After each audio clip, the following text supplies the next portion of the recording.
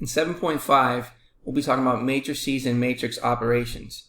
So we want to be able to describe matrices. So a matrix is often referred to by its size or dimensions, m by n, indicating m rows and n columns.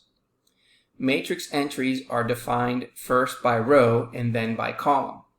So for example, to locate the entry in matrix A, identified as A subscript ij, we look for the entry in row I, column j.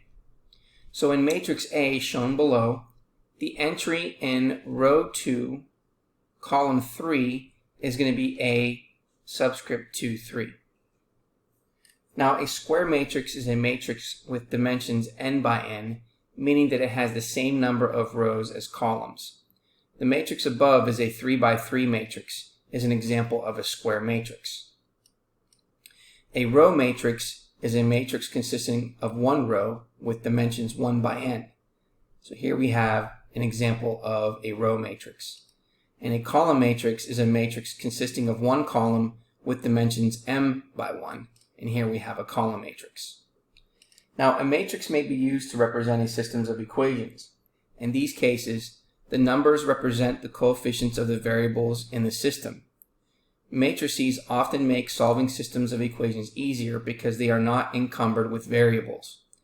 We will investigate this idea further in the next section, but first we will look at basic matrix operations.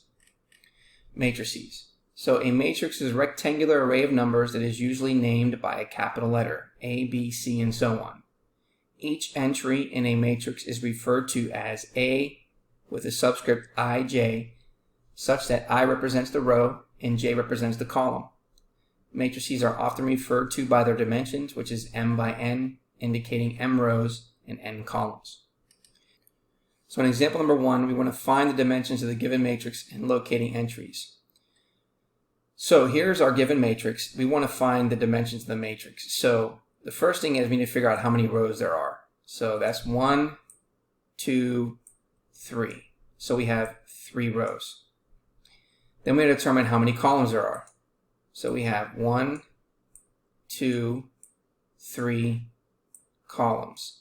And therefore the dimensions are a 3 by 3 matrix. Okay, so now what we want to do is we want to be able to find the entries at A subscript 3,1 and A subscript 2,2. So entry 3,1 is the number at row 3 in column 1. So if this is row 3 and this represents column 1, then we can see that the value at A31 is going to be this number 3, and it's where they intersect.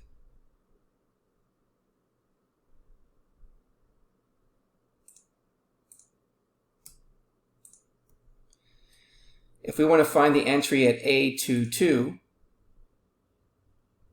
it is the number at row 2. So there's row 2 and column 2.